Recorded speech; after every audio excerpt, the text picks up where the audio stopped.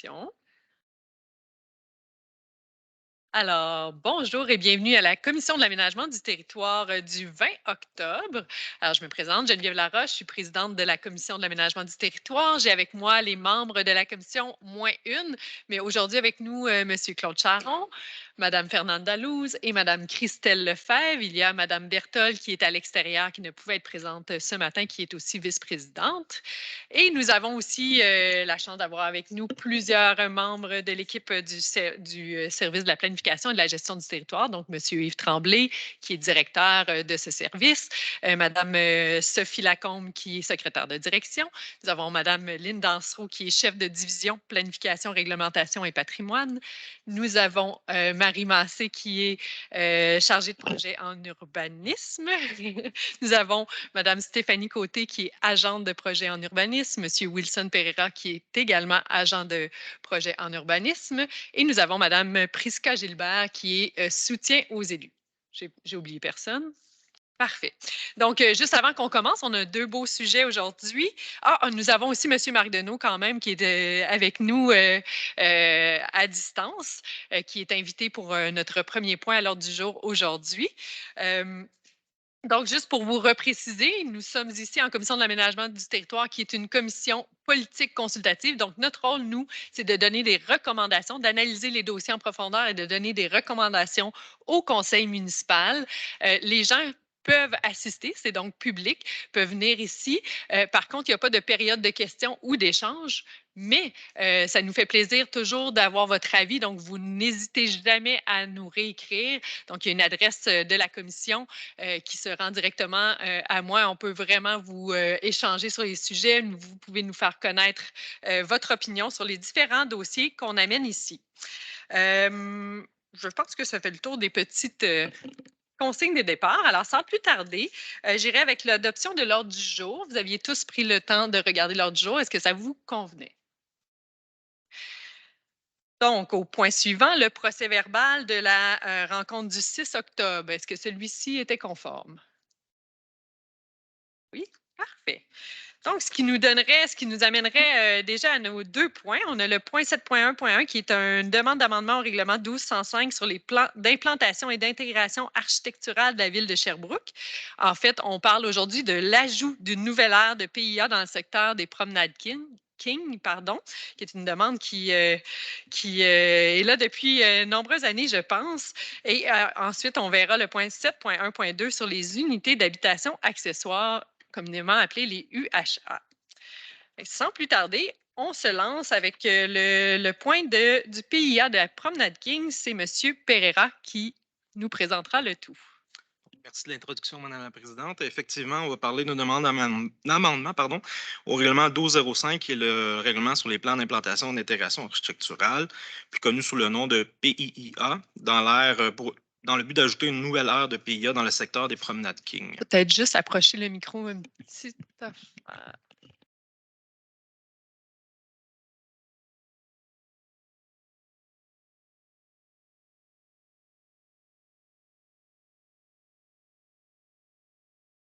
Désolé.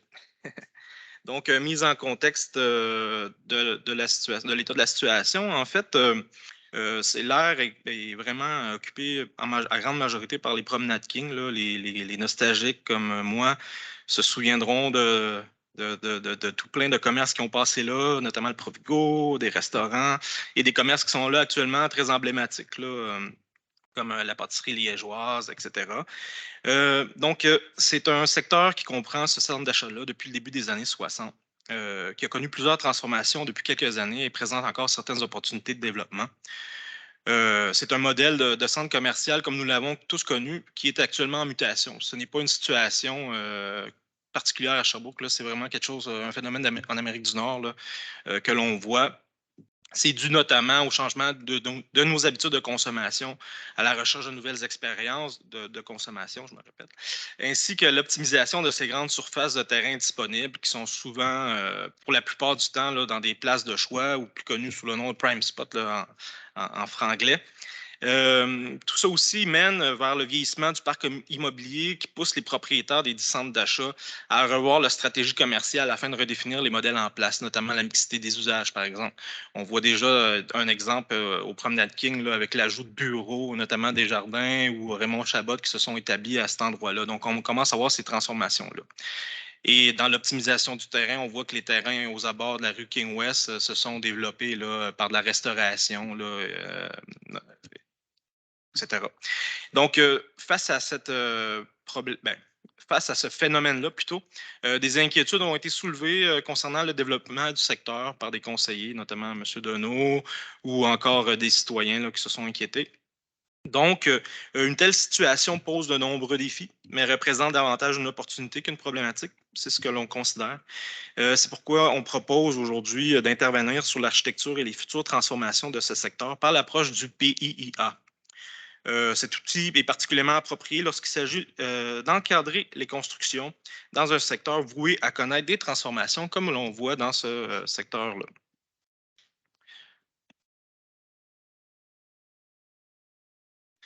Donc, rapidement, juste pour mettre en contexte les nombreuses personnes en ligne ou les gens ici présentes, qu'est-ce que ça mange en hiver un PIA? C'est ça, dans notre jargon, on dit toujours PIA, mais vraiment, c'est un plan d'implantation et d'intégration architecturale. C'est que certaines constructions sont soumises à un processus d'évaluation et d'approbation dans le cadre d'un plan d'implantation et d'intégration architecturale, communément appelé PIA. Cette procédure permet d'évaluer des projets selon des critères de qualité, donc qualitatifs et non pas vraiment dans le normatif qui est plus dans le règlement de zonage. Les critères d'évaluation sont ainsi adaptés en fonction du milieu. L'approche des PIA paraît adéquate lorsque l'une ou l'autre des conditions suivantes sont satisfaites, en fait. C'est ce que l'on retrouve pas mal dans la littérature, que l'on peut retrouver un peu partout, là. Donc, rapidement, que le milieu est caractérisé par la diversité du cadre bâti, que le milieu est en mutation et caractérisé par de nombreuses transformations, comme on voit dans notre cas que l'on traite aujourd'hui, dans lequel on souhaite intervenir sur les composantes particulières de l'architecture des bâtiments parce qu'elles sont difficiles à encadrer par des normes. On désire régir la qualité des projets d'insertion et d'agrandissement. C'est notre cas aujourd'hui. Les objectifs reliés à la qualité et l'implantation de l'intégration architecturale sont difficiles à quantifier ou à normaliser. Donc, l'aire de PIA, Promenade King, c'est le nom qu'on a décidé de leur donner, de lui donner plutôt. C'est vraiment ici, c'est le secteur qui est visé approximativement par les rues de Rouville au nord, par la rue Farwell à l'est, par la rue King West au sud et par la rue Loma à l'ouest. Donc, la majorité des propriétés sont situées dans la zone C0369 du règlement de 1200. Donc, dans l'aire de PIA, on viendrait chercher toutes les propriétés commerciales en bordure de King West et aussi celles en bordure de la rue Loma, qui présente quand même relativement un potentiel de développement, donc on voudrait encadrer par ce projet. Donc, rapidement, quand on dit qu'une image vaut 1000 mots, là, on présente ici quelques photos. Là. On voit ici notamment à partir de la rue King West, la restauration dont je vous parlais, l'agrandissement sur quelques étages où est-ce que des bureaux se sont installés, là, notamment des jardins et Raymond Chabot, que l'on voit ici. La grande aire de stationnement que l'on voit. Et ici, il y a une photo qui date de ce matin avec un beau ciel bleu. Tout le réaménagement à l'arrière d'une aire de stationnement là, donc, qui est en train de se faire actuellement. Là. Donc, la recommandation de notre service pour toute cette situation-là, en définitive, l'amendement, ce que l'on veut. Monsieur Pereira, j'aurais juste une petite question qui est en lien avec les images. Est-ce que vous pouvez juste revenir? Allez-y. Ben, oui, le stationnement, là, la photo en bas à gauche, elle n'est pas récente, elle est récente? Il me semble qu'il y a des îlots de verdissement un peu plus maintenant. Là. Ça a été très bien réaménagé.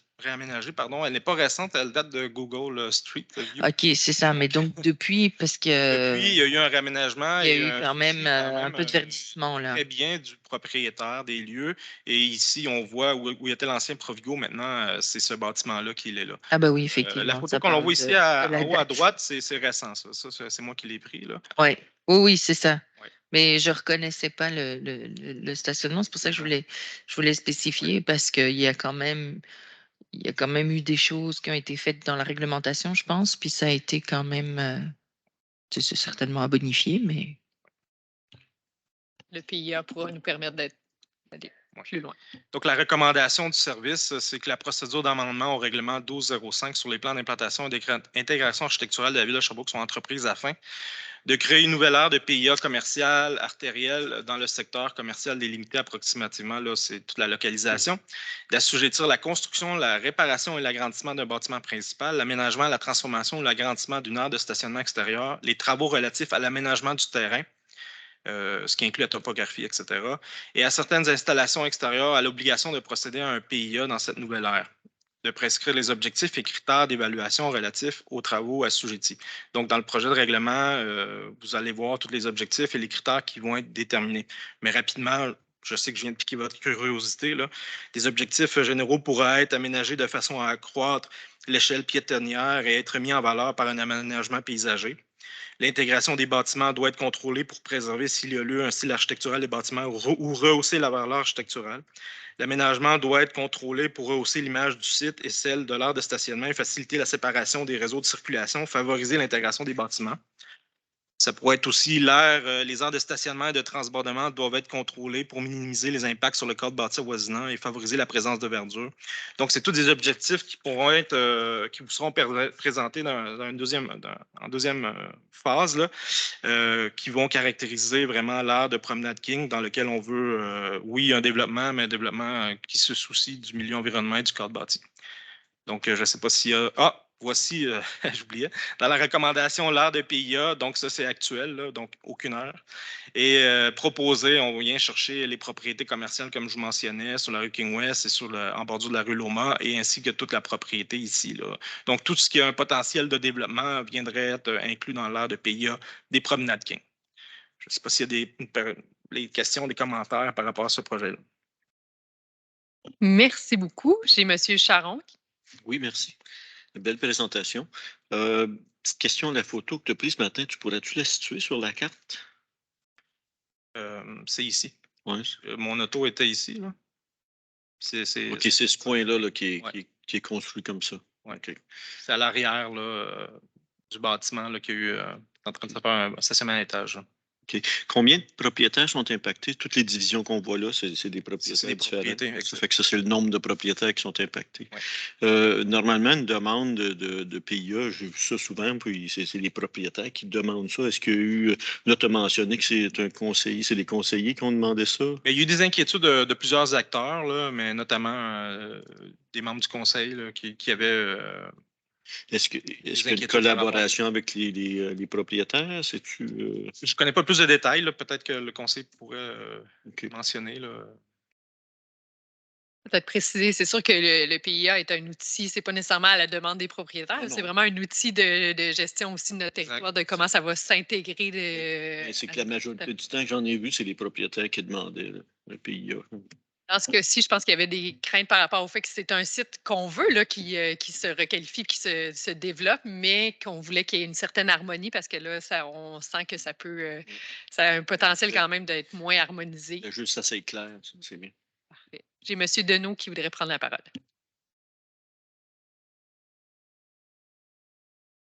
Merci beaucoup, Madame la Présidente. Peut-être en complément de la question de M. Charon, au point de vue, l'arrondissement des Nations est très bien desservi au point de PIA.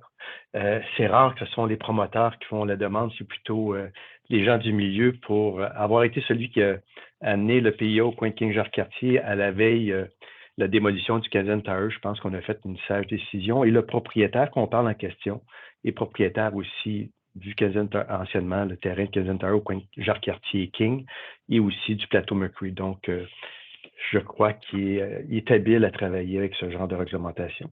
Madame la Présidente, je remercie l'ensemble des membres de la Commission pour cette grande écoute et aussi d'avoir priorisé ce dossier-là qui a été quand même très stressant pour plusieurs citoyens du secteur et je remercie aussi les citoyens de leur patience et leur collaboration en lien avec la démarche que la Ville a initiée dans ce dossier-là. On sait, hein, c'est un site avec un immense potentiel malgré qu'il y a quand même déjà des choses qui sont bâties. On le voit, c'est quand même un terrain avec beaucoup de construction. Et vous avez parlé aussi des terrains sur la rue Loma. Certaines personnes questionnaient sur la propriété. Je peux vous dire que si ce n'est pas fait, le groupe Pimex sont propriétaires à 98 de l'ensemble des propriétés. Donc, il en reste seulement quelques-unes à attacher. Monsieur Pereira, merci de votre présentation, des plus professionnels, puis aussi, comme vous avez mentionné, un des meilleurs endroits pour le développement au point de vue économique, au point de vue commercial. Moi, je pense que l'outil qu'on se donne aujourd'hui va répondre à la plus grosse préoccupation, c'est la communication.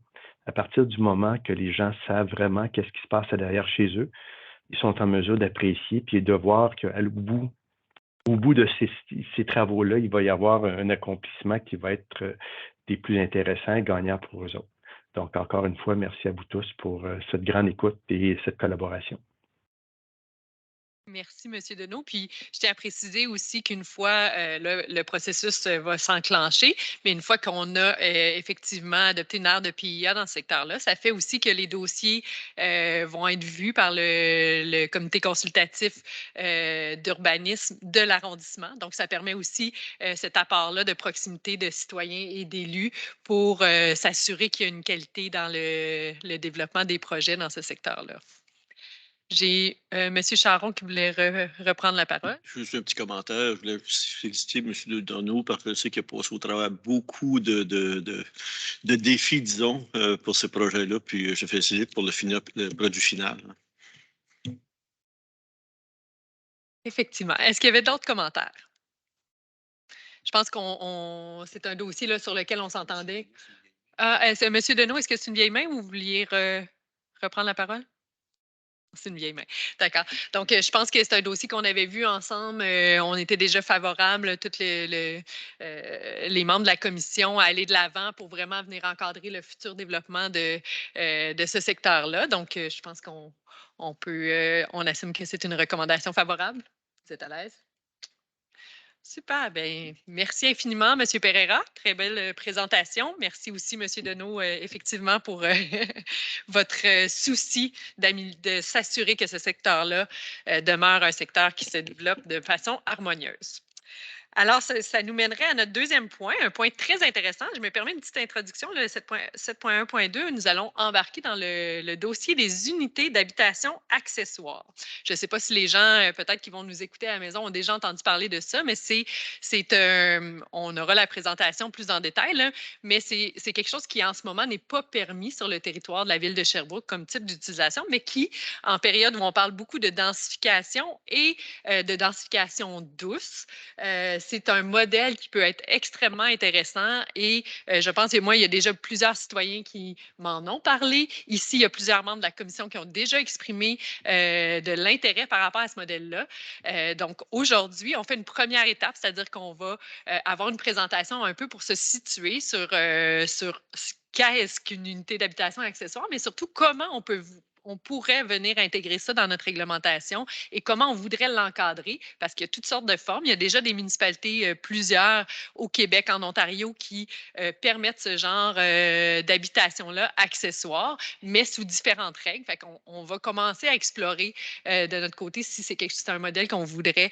mettre de l'avant à Sherbrooke et sous quelles conditions, dans quel secteur et tout. Donc, je laisse la parole à Mme Stéphanie Côté. Est-ce que je peux ajouter un mot? Parce que vous avez parlé de volonté de densifier, mais aussi pour répondre à la crise du logement. Il y a vraiment des besoins qui sont là, donc il faut se donner les moyens de pouvoir y répondre. Absolument, et j'ajouterais même là-dedans, oui, besoin de logement, mais même aussi des changements sociétaux, c'est-à-dire qu'on a le vieillissement de la population aussi, on a besoin de différents modèles aussi d'habitation sur le territoire. Fait que je pense que ça répond à plusieurs préoccupations. De plus en plus de personnes qui vivent seules, isolées, donc oui. Donc, je cède la parole à Mme Côté pour la suite. Merci pour l'introduction. Donc, effectivement, on va parler des unités d'habitation accessoires, puis je vais souvent dire UHA, c'est beaucoup plus rapide. habituez-vous à ce terme, UHA, c'est un terme qu'on va entendre souvent. Dans la présentation, je vais présenter en fait le concept des UHA. Je vais parler aussi des normes en vigueur à Sherbrooke présentement pour les logements complémentaires. On va regarder aussi des normes qui encadrent les UHA ailleurs au Québec et on parle ici de la ville de Sainte-Catherine, Granby et Victoriaville. On va regarder des exemples d'UHA attachés et détachés, des exemples similaires à des UHA à Sherbrooke, en fait, un peu à quoi ça pourrait ressembler. Puis ensuite, on passera à la période de questions et de commentaires. Donc, une unité d'habitation accessoire, ça désigne une résidence secondaire aménagée sur un lot déjà occupé par une résidence principale. Ça, c'est important. En fait, c'est vraiment accessoire à une habitation existante. Ça peut prendre plusieurs formes. Ça peut être le réaménagement, en fait, de l'habitation principale, comme on voit sur l'image 1. Ça peut être aussi une annexe qu'on ajoute à la résidence principale pour y aménager le logement, comme l'image 2. Ça peut être aussi un nouveau bâtiment qu'on construit dans la cour arrière ou un bâtiment accessoire existant qu'on transforme pour y aménager un logement, comme les images 3 et 4. C'est important ici de faire la distinction entre une maison intergénérationnelle et un logement accessoire. En fait, une maison intergénérationnelle, il faut vraiment qu'il y ait un lien de parenté entre les occupants des deux unités. Donc, il y a certaines municipalités qui ont mis ça en place, par exemple à Drummondville et aussi, j'avais un autre exemple ici à Saint-Hilaire, où en fait, à chaque année, ils font une vérification au niveau des membres des unités pour être certains, en fait, que c'est vraiment occupé par des membres de la même famille. Donc, c'est sûr que c'est un peu plus compliqué là, comme réglementation à mettre en place. Quand on parle de logement accessoire, en fait, c'est qu'il n'y a pas ce concept-là de lien familial entre les deux unités, là. Donc, ça peut être loué par un membre de la famille, oui, mais ça pourrait être loué aussi par des amis ou des gens qu'on ne connaît pas, là, en fait, là, comme un logement normal. À qui s'adressent les unités d'habitation accessoires? En fait, ça peut être des propriétaires occupants qui souhaitent héberger leurs parents ou leurs enfants adultes. Ça peut être des propriétaires occupants ou non qui souhaitent avoir une source de revenus supplémentaire et maximiser l'utilisation de leur terrain. Ça peut être des locataires qui recherchent des logements de plus petite taille et abordables. En fait, ça concerne tout le monde. Puis, quand on regarde le graphique ici de droite, on voit quand c'est en gris, en fait, c'est des propriétaires, puis en jaune, des locataires. Donc, les petites unités, ça peut être des jeunes professionnels, des étudiants, des gens aux revenus modestes, ça pourrait être des grands-parents, par exemple, qui louent ces unités-là. Ça pourrait être aussi les parents qui décident que leur adolescent mérite ou souhaite fortement qu'il aille habiter dans l'unité accessoire. Ça pourrait arriver.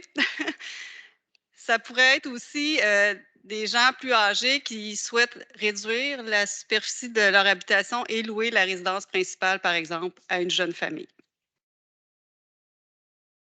Il y a eu un sondage qui a été fait auprès des municipalités du Québec qui donne une idée un peu de vers quoi les municipalités sont prêtes à aller. Donc, je trouvais ça quand même intéressant de vous en faire part. La grande majorité des municipalités sont favorables à l'aménagement des UHA. On parle de 79 pour l'abordabilité résidentielle, la diversification en offre de logement, puis l'optimisation des infrastructures collectives existantes. Par contre, il y a des enjeux qui ont été identifiés, les impacts sur l'intimité du voisinage dans 74 des cas et la conservation des caractéristiques locales des quartiers. Puis on parle souvent de maisons unifamiliales isolées. Les gens ont peur souvent de perdre la quiétude, si on veut, de ces quartiers-là. Les municipalités de type banlieue sont plus nombreuses à recenser du UHA. En fait, c'est tout à fait logique en termes de grandeur de terrain et d'habitation. Puis la tendance générale, ça consiste surtout à autoriser des logements accessoires intégrés et attachés et à interdire les UHA détachés. Donc, pour les complexités d'implantation et les impacts sur le voisinage. Puis, la majorité des municipalités, dans 60 des cas, adoptent une approche d'encadrement strictement normative par le zonage. plutôt qu'hybride ou discrétionnaire dans 26 des cas. Discrétionnaire, on parle vraiment là, soit d'un PIA ou des usages conditionnels, par exemple. Puis, les coûts estimés se situent entre 150 000 et 200 000 pour l'ajout d'une unité. C'est des chiffres qui pourraient avoir augmenté, disons, peut-être même du double. Donc, c'est quand même pas, tu sais, ça prend quand même des gens sérieux là, qui veulent vraiment optimiser leur terrain. Dans les avantages qu'on retrouve pour implanter des UHA, bien évidemment, il y a l'augmentation et la variation de l'offre en logement, un revenu d'appoint facilitant l'accès à la propriété, une densification douce qui limite l'étalement urbain. Puis quand on parle de densification douce, on parle vraiment d'une augmentation légère de la densité sans modification notable du cadre bâti. Donc, c'est vraiment pas table rase puis on met des tours. C'est vraiment, on ajoute de façon légère des unités dans un quartier. Une optimisation des infrastructures sanitaires et de transport collectif existantes. Un habitat évolutif pour les propriétaires, comme on voyait sur le graphique. Une bonification de la vie de quartier par l'augmentation du nombre de résidents, puis aussi, ça peut amener, dans le fond, des gens qui sont là à différentes heures de la journée aussi, pas seulement des gens qui quittent le matin pour le travail, qui reviennent le soir, étant donné que la clientèle va être plus diversifiée. Un maintien à domicile des aînés par la présence à proximité des proches aidants. Une remise en état de bâtiments accessoires sous-utilisés par leur conversion en UHA, puis une augmentation de la valeur foncière de la propriété. Il y a aussi évidemment des enjeux qui sont associés au UHA. On a l'acceptabilité sociale, le syndrome pas dans ma cour en fait. Oui, c'est bien ailleurs, mais pas chez nous ou pas chez mes voisins surtout. Le maintien du caractère unifamilial du secteur, comme on vient de mentionner, l'intimité et le maintien de la vie privée, autant pour les occupants que pour les voisins. La sélection des secteurs où autoriser les UHA, ça peut être secteur existant, secteur patrimoniaux, nouveaux quartiers, en fait, de bien les cibler. La qualité des bâtiments, l'apparence extérieure, le confort, la sécurité, l'insertion des UHA dans le milieu bâti. Ça, c'est évidemment une très grande préoccupation. La capacité des infrastructures sanitaires à desservir les nouveaux logements. L'impact sur la circulation du quartier et la flexibilité de l'encadrement réglementaire et de son application, en fait, de ne pas rendre ça trop compliqué finalement, puis que personne ne peut accéder à une UHA. Il y a aussi certains petits éléments autres à considérer aussi quand on veut mettre en place une réglementation sur les UHA. Il faut regarder aussi les espaces libres et sous-utilisés qui sont disponibles sur les terrains visés. Si on parle du centre-ville, c'est peut-être pas la zone à privilégier pour ça parce que, évidemment, bon, les options sont limitées par rapport à d'autres quartiers. Il faut regarder aussi la taille réduite de l'UHA par rapport au bâtiment principal, finalement, pour ne pas créer une résidence finalement plus grande que la résidence principale. Le processus d'évaluation des demandes, garder ça simple, comme on disait, et aussi peut-être de créer un guide explicatif là, pour les demandeurs. Les exigences de stationnement, est-ce qu'on veut qu'il y en ait plus sur le terrain ou on privilégie que ce soit dans la rue, par exemple? L'offre commerciale et en transport collectif disponible à proximité, dans le fond, pour venir localiser un peu les endroits où on souhaite en avoir. Puis, un autre point qui pourrait être à considérer, c'est les incitatifs financiers pour encourager la construction du achat. J'ai fait quelques recherches là-dessus et je n'ai pas trouvé encore de municipalité qui offrait des incitatifs. Ils l'offrent pour des nouvelles résidences, par exemple, mais pour des UHA, j'en ai pas trouvé. Fait que ce serait peut-être quelque chose aussi qui serait à envisager. On va regarder maintenant du côté des normes. À Sherbrooke, présentement, on autorise les logements complémentaires. C'est permis dans une habitation unifamiliale isolée. Il faut que ce soit au sein de son propre logement. Il faut que le caractère d'habitation unifamiliale isolée soit conservé. Une seule porte d'entrée commune est autorisée, un seul numéro civique, une seule boîte aux lettres, une seule entrée électrique d'aqueduc, d'égout, de gaz propane, de laveuse et une seule sortie de sécheuse. L'air extérieur doit être commune pour tous les occupants de l'habitation. Ensuite, on parle de 2 chambres à coucher maximum. Ça ne peut être entièrement aménagé au sous-sol. La porte d'entrée ne doit pas donner dans un vestibule fermé. Le lien intérieur est requis entre le logement principal et le logement complémentaire, 35 maximum de la superficie du logement principal. Puis aussi, il y a un espace commun intérieur qui doit être partagé entre les deux unités, que ce soit le salon ou la salle à manger. Donc, toutes ces normes-là font qu'il y a eu environ, depuis 2017, une vingtaine de permis seulement qui ont été émis parce que c'est contraignant, en fait. Si ce n'est pas un membre de la famille qui loue le logement, ben, ça devient un peu moins intéressant de le faire. Mais je pense qu'aussi, ça ressemble justement à des logements intergénération sans avoir le lien de parenté à demander à chaque année. C'était un peu ça l'idée aussi quand ça a été implanté. Maintenant, on va regarder les normes. En fait, il y a aussi la location de chambre, mais je ne l'ai pas inclus dans la présentation parce que c'était vraiment plus les logements complémentaires là, qui ressemblaient au UHA. Fait que, présentement, à Sherbrooke, il y a seulement cette option-là. Si on regarde ailleurs au Québec, on va parler de la ville de Sainte-Catherine.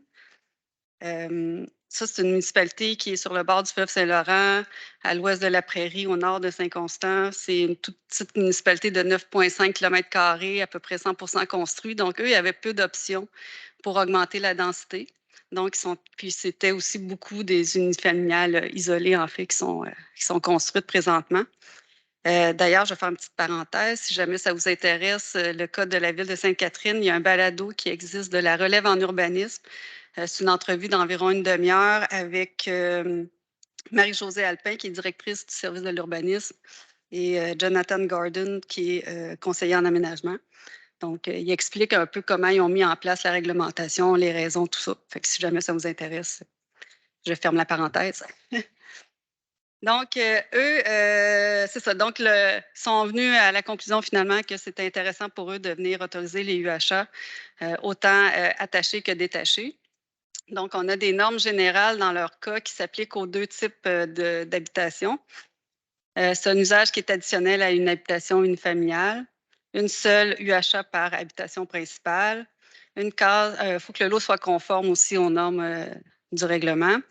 Une case de stationnement aux fins de l'habitation accessoire, un maximum de 50 qui peut être situé au sous-sol, aucun escalier extérieur, les espaces extérieurs doivent être accessibles à tous les occupants, même entrée de service pour les services sanitaires. L'UHA doit avoir son propre chauffe-eau et un numéro civique distinct. Dans les deux cas, les UHA attachés et les UHA détachés, les deux sont soumis à l'approbation du PIA. Le PIA, ben, tant mieux. Wilson nous a expliqué c'est quoi. Donc, maintenant, vous savez à quoi ça sert. Donc, pour venir encadrer finalement l'implantation des unités. Donc, pour les UHA attachés, ils peuvent être liés à l'unité principale par l'intérieur ou non. En fait, c'est une option. C'est seulement 50 maximum du rez-de-chaussée. Ça peut être implanté en cour avant, secondaire et latérale quand on parle d'une extension, en fait, à l'habitation. La superficie minimale, 30 mètres carrés. Maximale, c'est 60 de la superficie du bâtiment principal. Puis les hauteurs minimales et maximales et les marges, c'est les mêmes que le bâtiment principal, ce qui fait du sens, en fait, parce on parle d'une unité attachée. Pour l'unité détachée, on demande une allée piétonne d'une largeur de 1,2 m reliant l'UHA à la voie publique. On peut l'implanter dans la cour avant, latérale et arrière. Une superficie minimale de 30 mètres carrés, maximale de 40 de la cour arrière ou du bâtiment principal. Hauteur d'un étage, distance du bâtiment principal 6 mètres ou 4 mètres si ça respecte les façades de rayonnement. Distance d'un bâtiment accessoire, 0,9 m. Puis pour les lignes latérales et les lignes arrière, quand c'est un mur sans ouverture, 0,9 m. Un mur avec ouverture, 1,5 m. Puis donnant vers une rue, 3,65 m. Donc, 3 pieds, 5 pieds, 12 pieds. C'est plus facile pour vous. Donc, le règlement de PIA qui s'applique aux deux types d'unités, on a des objectifs généraux. Dont soutenir la vie de quartier, l'offre de transport collectif, les services et commerces de proximité, diversifier l'offre résidentielle, intégrer de manière harmonieuse les projets d'unités d'habitation accessoires dans le voisinage, puis réduire le fardeau financier des ménages par la mise en commun des coûts. Donc, ensuite, on a 9 thèmes qui sont abordés dans leur PIA. L'organisation spatiale, la volumétrie, l'implantation, l'architecture, les matériaux et couleurs, développement durable, accessibilité universelle, aménagement paysager, équipement technique. Alors, c'est quand même très lourd comme PIA, je vous dirais. Puis, chaque thème a une fiche avec des objectifs et des critères. Ça, c'est un type de projet là, qui a été soumis à la municipalité. En fait, ils en ont reçu seulement 2 depuis que le règlement est en vigueur, c'est-à-dire depuis février 2022. Donc, c'est tout récent. Fait que 2 projets, puis c'est des unités attachées. Donc, c'est des projets là, qui ressemblent un peu à ce qu'on voit sur l'image. Donc, pour ce qui est de Granby maintenant, en fait, eux, ils ont les logements secondaires qui en fait, équivaut à une UHA attachée. C'est juste qu'ils n'ont pas utilisé ce vocabulaire-là. Donc, c'est un usage secondaire à une habitation unifamiliale isolée. Ça doit être relié de l'intérieur par une pièce habitable ou un garage. Les accès extérieurs au logement sont interdits sur la façade principale. La superficie maximale, c'est 40 du logement principal, puis on permet l'ajout d'une case de stationnement hors rue. Pour ce qui est de l'UHA détaché, c'est soumis à l'approbation du PIA, ce qui n'est pas le cas pour le logement secondaire. Eux, c'est vraiment pour venir encadrer, dans le fond, une nouvelle unité dans la cour arrière. Donc, ils ont décidé que seulement l'UHA détaché était soumis au PIA. C'est un usage qui est accessoire à un usage unifamilial ou bifamilial. Une seule UHA par bâtiment principal, 50 maximum de la superficie du bâtiment principal ou 40 de la cour arrière. Hauteur maximale, c'est celle du bâtiment qui est inscrit à la grille, sans dépasser le bâtiment principal. On le permet dans les cours latérales et arrière. Une distance minimale, marge avant du bâtiment principal. Les lignes latérales et arrière, on parle de 2 mètres. Puis pour le bâtiment accessoire ou principal, 1,2 mètres. Ça doit être desservi par le réseau d'égouts sanitaires. On demande aussi l'aménagement d'une allée piétonne comme à Sainte-Catherine. L'ajout d'une case de stationnement en rue, les mêmes branchements sanitaires que le bâtiment principal. On ne peut pas implanter une UHA détachée si on a déjà un logement secondaire. Puis, l'UHA est incluse dans le nombre et la proportion des bâtiments accessoires. Le PIA est beaucoup plus simple dans leur cas.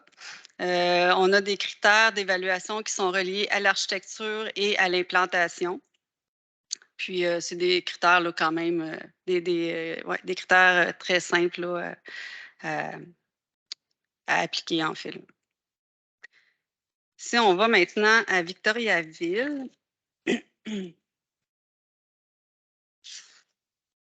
dans leur cas, on a quelques petites normes là, qui s'appliquent aux 2 types de UHA. C'est une seule par habitation, puis il ne faut pas que ça altère l'apparence et le caractère résidentiel du bâtiment principal. Et aussi, il faut que l'usage n'entraîne aucune nuisance.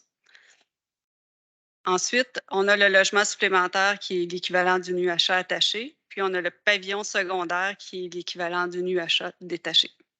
Pour le logement supplémentaire, il faut que ce soit même le bâtiment principal ou dans une extension de celui-ci. Il faut que ce soit à l'intérieur du périmètre urbain. C'est seulement dans des unifamiliales détachées. 50 de la superficie totale de plancher du logement principal. C'est une entrée extérieure distincte là, qui doit être localisée en façade latérale ou arrière. Puis, une case de stationnement supplémentaire est autorisée. Tandis que pour le pavillon secondaire, qui est soumis à l'approbation du PIA, il faut aussi que ce soit à l'intérieur du périmètre urbain, sur le même lot que la résidence principale. C'est permis pour les unifamiliales détachées ou bifamiliales détachées. On parle d'une superficie minimale de lot de 700 mètres carrés. Le lot doit être desservi par les réseaux d'aqueducs et d'égouts. Le lot accueillant la résidence et le pavillon secondaire est indivisible. Ça, c'est le seul règlement où j'ai vu ça. En fait, on ne pourrait pas vendre les 2 unités séparément en créant un nouveau lot. Un seul pavillon est autorisé par terrain, uniquement en cour arrière. les distances minimales, les marges latérales, c'est celles du bâtiment principal, marge arrière 3 mètres, puis on peut être à 2 mètres du bâtiment principal. La hauteur maximale, un étage. Superficie de plancher maximale, c'est 75 du bâtiment principal jusqu'à 80 mètres carrés. Aucune entrée charretière additionnelle permise. Obligation d'une fondation conforme, donc on ne pourrait pas avoir une roulotte sur roue, par exemple, là, ou un bâtiment sur roue qu'on déplace. Branchement indépendant de ceux du bâtiment principal. Un matériau de revêtement autorisé, c'est ceux du bâtiment principal. Puis, ça prend un numéro civique distinct qui doit être visible de la rue. Dans leur cas, on a aussi un PA quand même relativement simple là, qui traite de la construction d'un pavillon secondaire, de son agrandissement ou de la transformation d'un bâtiment accessoire en pavillon secondaire. Puis ensuite, on a des critères relatifs à l'architecture et à l'implantation des pavillons secondaires et aussi aux espaces extérieurs.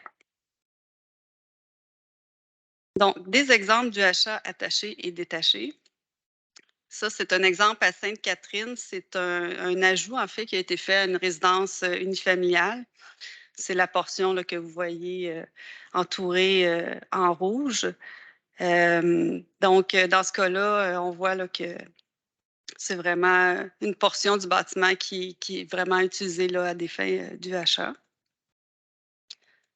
Ici, c'est un exemple à Drummondville. C'est un logement situé au sous-sol avec une porte d'entrée qui est protégée, dans le fond, pour aller au sous-sol. Ça occupe un maximum de 60 mètres carrés là, de l'habitation. Fait que ça pourrait vraiment être un type d'ajout de logement là, qui serait autorisé. Ici, on a un exemple à Saint-Lambert. Ça, c'est comme l'exemple de rêve, là, je vous dirais. C'est une unité qui a été ajoutée en cour arrière, détachée. C'est les propriétaires, en fait, de l'habitation principale qui ont décidé de se construire à l'arrière. Dans ce cas-là, par contre, c'est un exemple imparfait parce que la municipalité a accepté que le lot soit séparé en deux. Donc, les deux unités sont séparées, ce qui n'est pas nécessairement autorisé partout, là, mais eux ont séparé le lot. Donc, mais dans ce cas-là, c'est vraiment une nouvelle unité qu'on a rajoutée à l'arrière, de petite taille, qui a accès à la rue. Donc, voilà, ça, c'est à Saint-Lambert. Dans l'Ouest canadien, évidemment, à Vancouver, on en retrouve beaucoup là, des unités détachées. La grosse différence par rapport à Sherbrooke et je dirais à la plupart des municipalités du Québec, c'est le fait que ça donne souvent sur une ruelle, ce que nous, on n'a pas ici. Donc, c'est sûr que ça facilite beaucoup l'accès à ces unités-là ou aux garages là, qui sont en arrière pour les transformer en habitation. Mais c'est ça. C'est quand même très intéressant là, comme exemple. C'est sûr, on n'a pas regardé l'ensemble des réglementations dans ces endroits-là, mais ça pourrait être quelque chose qu'il pourrait regarder. Mais il faut toujours avoir en tête que le contexte d'insertion n'est pas le même là, qu'à Sherbrooke. Bon, à Sherbrooke, j'ai trouvé un exemple là, qui pourrait ressembler effectivement à ce que ça pourrait être. C'est une habitation unifamiliale isolée. Puis, à l'arrière, il y a un garage avec un logement qui a été aménagé au deuxième étage du garage. Donc, ça ressemble un peu à ce que ça pourrait être. Ça pourrait être aussi, par exemple, un garage déjà existant qui est transformé, en fait, en unité accessoire, là, que ce soit, par exemple, les chambres à l'étage, puis salon-cuisine au rez-de-chaussée, par exemple. Ça pourrait être aussi dans une propriété qu'on aménage, en fait, une section de la propriété en logement accessoire. Dans ce cas-là, là, j'ai mis les 2 étages, mais ça pourrait être juste la section garage, par exemple, aussi. Là. Ça aussi, en fait, c'est que j'ai pris cet exemple-là parce que je trouvais ça intéressant d'avoir la propriété à l'arrière. C'est une petite propriété existante. On a un duplex à l'avant. Si on refait les lots un peu, on pourrait avoir, dans le fond, sur le même lot, là, en tireté rouge, une propriété principale, puis une propriété accessoire à l'arrière, par exemple. Ça pourrait ressembler à ça visuellement parlant. Donc, ça, c'est un autre exemple là, possible. Donc, ça fait le tour de ma présentation. J'ai dit beaucoup de choses. J'ai aussi beaucoup d'autres réponses, dépendamment de vos questions. Donc, les options, en fait, c'est soit qu'on ne procède à aucune modification du règlement actuel, ou l'autre option, c'est d'évaluer les possibilités de modification au règlement de zonage et de lotissement afin d'autoriser les UHA attachés et détachés selon des normes, là, évidemment, qu'on aura à déterminer. Merci beaucoup pour l'excellente présentation. C'est vraiment un sujet passionnant, intéressant. Puis, vous avez fait un beau tour aussi de la question. Puis, je permets de le souligner là, parce que je pense que ça vaut la peine, les gens qui s'y intéressent. Là, il y a un superbe document qui a été produit d'ailleurs par ARPAN en collaboration avec la SCHL qui parle un peu de tous les enjeux qu'on a vus aujourd'hui, là, si vous voulez aussi vous remémorer le tout. Donc, j'ai déjà plusieurs des interventions. On va se lancer. J'ai Madame Louze. Ah oui, ben moi, je suis vraiment contente de voir que ça passe déjà là.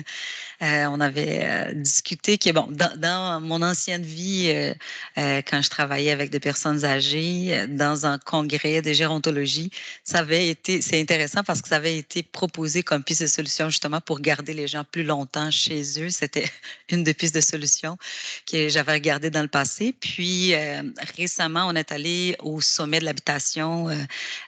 Puis là, cette fois-ci, comme politicienne, on est allé pour le sommet de l'habitation. Puis ça, c'était aussi une piste de solution quand on parlait de la nécessité finalement du besoin de densifier, mais de façon plus douce. Fait que je suis vraiment contente pour ça, justement. Puis, Madame Laroche avait partagé, je pense hier, sur sa page sur Facebook, là, les documents, je pense que c'était les documents que vous aviez partagés. Là. Oui, tout à fait. Je l'ai déjà partagé aux élus il y a plusieurs mois. C'est un bon document. Mais c'est ça. En général, je suis vraiment contente de la présentation d'aujourd'hui. Je pense qu'on a vraiment, pour éviter les angles morts, on a regardé ça de façon très, très approfondie quand même. On a vu les pour et les contre. Je comprends que moi, ce que je retiens un peu de cette présentation aussi, c'est que, tu sais, je pense qu'il y a plus d'avantages que des désavantages. Moi, je vois beaucoup dans les menaces, si on peut dire, plutôt la perception des gens, des craintes qui est vraiment des faits. Il y a déjà plusieurs villes qui sont là-dedans, puis l'effet possiblement néfaste selon la perception des gens. Concrètement, ce n'est pas nécessairement là. Parce qu'il y a une question plutôt culturelle, là, peut-être de réviser puis d'implanter. Fait que je pense qu'on peut faire. Fait que bon, moi en résumé, je suis vraiment contente. Puis moi je veux qu'on aille de l'avant le plus tôt possible. Merci beaucoup. Je veux d'ailleurs souligner que Mme Berthold, vice-présidente de la commission, vient de se joindre à nous. Elle a terminé sa précédente rencontre. Juste pour rebondir aussi sur la partie acceptabilité dont vous parlez, pour que les gens s'approprient aussi, dans le document justement de la SCHL avec ARPAN, là, on parle de l'exemple d'Ottawa, qui a fait une vaste consultation aussi en ligne auprès des citoyens, mais aussi auprès de différents organismes pour vraiment s'assurer que les gens s'approprient le concept. Je trouve que c'est aussi un point de vue intéressant. Donc, Mme Berthold, je vous cède la parole. Vive la COVID pour nous permettre de faire du vidéo puis de pouvoir être dans 2 réunions en même temps sans se déplacer. Alors, je m'excuse de mon retard. J'ai été appelée à remplacer Mme la mairesse dans un autre, à la TME. Donc, j'avais 2 questions concernant cette belle présentation-là. Beaucoup de travail, mais beaucoup de réflexion aussi. De un, l'unité d'habitation, est-ce que ça remplacerait, puis j'ai peut-être manqué le début de la présentation, mais le logement accessoire que l'on connaît aujourd'hui, c'est ma question, ou les deux cohabiteraient ensemble parce qu'ils n'ont pas la même définition. Et on parlait tout à l'heure dans la présentation de garage avec la possibilité, quand on nous présentait des cas à Sherbrooke, de garage avec la possibilité d'un appartement au second étage. Ça existe déjà, cette possibilité-là, ou non, ou les gens le font sans nous le dire? Parce que si oui, on les appelle comment? Parce que moi, j'ai une nouvelle construction pas loin de chez moi, puis il y a un garage, puis il y a un appartement au-dessus. Alors, éclairez-moi là, au niveau de ces 2 questions-là, s'il vous plaît. Merci. Merci. Bien, pour les logements complémentaires, en fait, c'est une question effectivement qu'on va se poser. Est-ce que ça vaut la peine de le conserver ou non, selon les normes qu'on aura, qu'on voudra bien mettre en place? On le regarde un petit peu, mais pas suffisamment, là, disons, pour prendre une décision définitive. Puis pour ce qui est des garages, non, ce n'est pas déjà autorisé. Donc, Oh, pas là, ouais, le cas que je vous ai montré, en fait, ça, c'est probablement, il faudrait faire une recherche de droits acquis. Est-ce qu'il y a eu le droit, éventuellement, tu sais, dans le passé, de s'implanter à cet endroit-là? C'est une recherche que je n'ai pas fait. Non, je Mais comprends. pour ce qui est de votre voisin ou, en tout cas, d'une personne dans votre, dans votre secteur, il faudrait voir, là, effectivement, s'il y a eu une demande qui a été faite en ce sens-là. Là. Parfait. Merci, ça répond à mes questions. Merci. Madame Lefebvre. Oui, merci. Moi, j'ai eu plusieurs. Puis moi aussi, je suis bien contente que ça vienne parce que je l'avais réclamé, je l'attendais, et que ça vienne assez vite dans notre travail, c'est vraiment très apprécié. Si j'ai bien compris, on parle d'unités de logement uniquement dans le périmètre urbain. C'est ça? Mais en fait, on ne l'a pas mentionné, là, mais oui, je pense que ça serait C'est pour ça que je veux qu'on en parle. Oui, ben, en fait, ce serait ça qui serait le plus pertinent parce que c'est là qu'on retrouve les Oui, services. c'est là qu'on veut densifier. C'est ça. Puis, Mais en même temps, en termes d'opportunités de terrain, ben, c'est peut-être plus un petit peu autour qu'il y en a. Donc, tu sais, je pense que si on se penche là-dessus, il faudra regarder tu sais, à quel point on veut restreindre. Puis moi, tu sais, je fais le lien avec les personnes âgées qu'on a mentionné plus tôt, dans les secteurs plus périphériques, ruraux. Ben, les personnes âgées, elles veulent rester dans ces zones-là. Donc, tu sais, je veux juste qu'on garde ça. Je m'étais pris une note aussi. Je trouve que c'est intéressant de le réfléchir, puis de voir aussi, Exact. est-ce que c'est des mêmes, si jamais on ouvrait à 2 types, est-ce que c'est les mêmes normes, tu sais, les normes en Oui. périmètre urbain versus rural, est-ce que c'est les mêmes? Oui, puis il y a la question des infrastructures sanitaires aussi qu'il faudra regarder hors du périmètre urbain. Donc moi, je pense qu'on pourrait regarder sur les deux et effectivement peut-être se donner des normes différentes, mais je voudrais pas qu'on se ferme en dehors du périmètre urbain, mais peut-être qu'on se donne des normes quand même, là, parce que c'est sûr qu'on veut pas d'étalement, on veut pas tout ça, mais c'est moi, c'est mon cas, là, j'ai un grand terrain que je trouve qui sert à rien, puis ça m'énerve. Donc, c'est ça. J'avais plein de questions, puis ça, j'imagine, ça va revenir quand on va discuter des normes qu'on veut se donner. Tu sais, j'aimerais ça savoir, parce qu'on a eu, puis je trouvais ça vraiment intéressant de voir ce qui se fait ailleurs. Tu sais, on a eu, ils se donnent des pourcentages, des normes et des choses, tu sais, les métrages de détachement et tout ça, ça semble logique, mais tu sais, il y en a un, il disait, bon, 35% de la superficie, 50% du rez-de-chaussée, 60% de la superficie 2.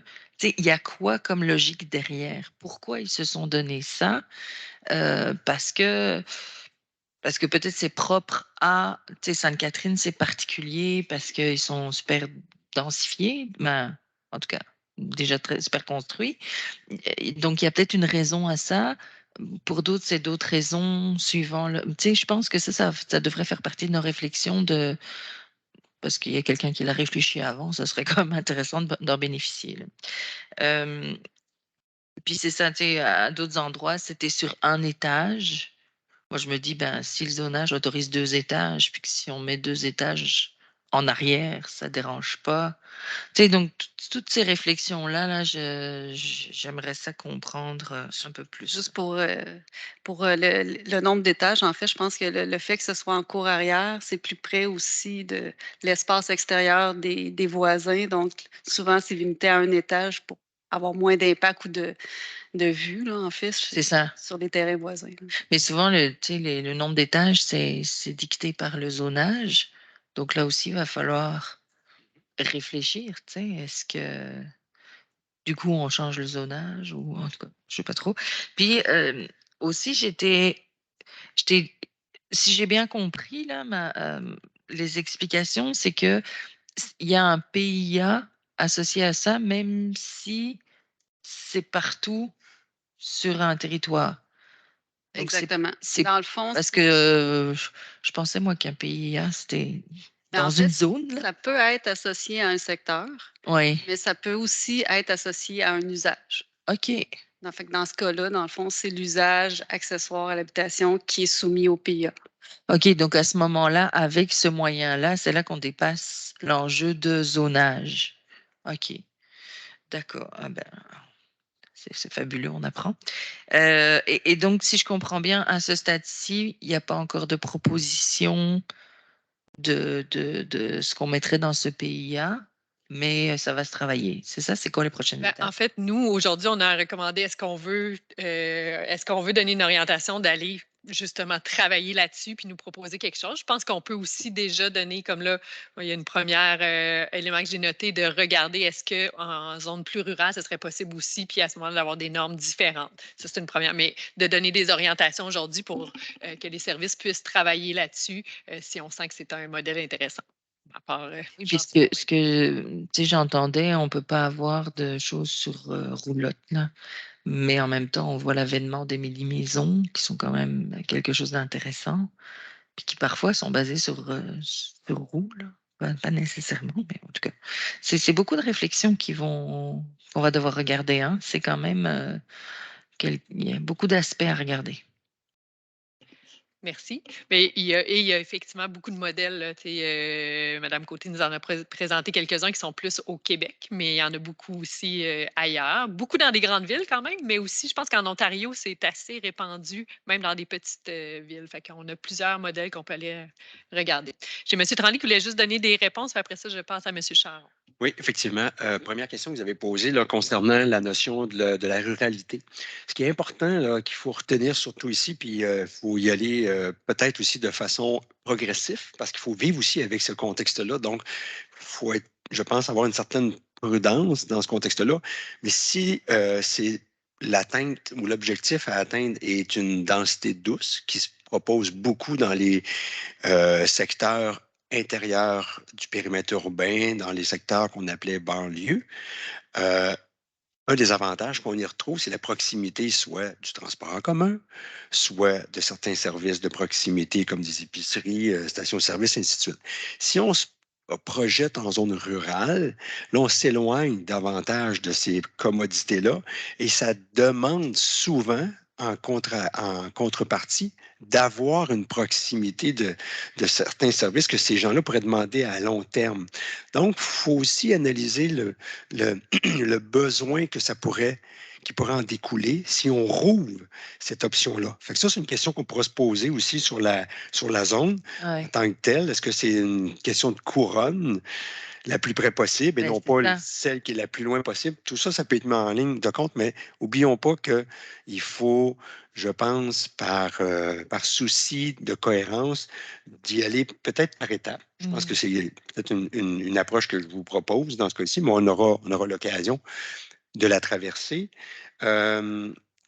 Et donc, le fait d'embrasser très large, il faut le voir. Ah, puis j'ai une notion qui n'a pas été mentionnée, qui est importante aussi.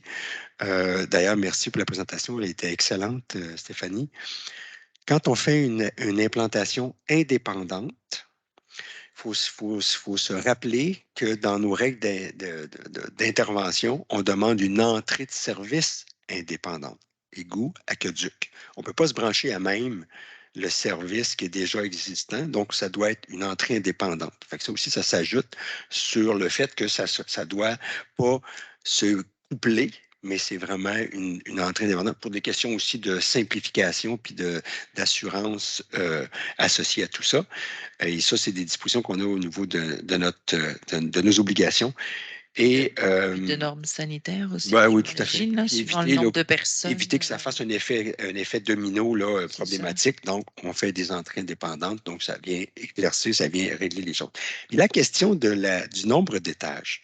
Si on a une propriété, n'oublions pas qu'on est principalement sur un accompagnement d'une propriété principale. Donc, c'est la propriété principale qui doit avoir préséance.